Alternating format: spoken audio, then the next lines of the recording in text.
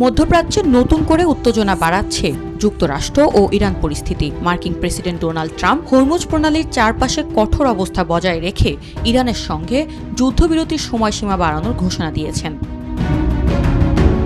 নিজের সামাজিক যোগাযোগ মাধ্যম ট্রুথ সোশ্যালে দেওয়া এক বার্তায় ট্রাম্প বলেন, কৌশলগতভাবে গুরুত্বপূর্ণ এই জলপথ বন্ধ রাখার সিদ্ধান্ত নেওয়া হয়েছে, যাতে ইরান কোনো ধরনের অর্থনৈতিক সুবিধা নিতে না পারে। তার দাবি, হরমুজ প্রণালী চালু থাকলে প্রতিদিন বিপুল পরিমাণ অর্থ আয় করতে পারত তেহরান। তবে বর্তমান পরিস্থিতিতে ইরান বড় ধরনের আর্থিক চাপের মুখে পড়েছে বলে উল্লেখ করেন তিনি।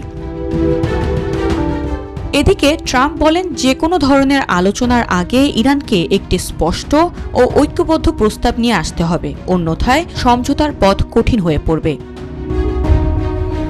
বিশ্লেষকরা বলছেন, বিশ্বের অন্যতম গুরুত্বপূর্ণ এই সামুদ্রিক পথকে কেন্দ্র করে তৈরি হওয়া এই অচলাবস্থা বৈশ্বিক জ্বালানি বাজারেও প্রভাব ফেলতে পারে।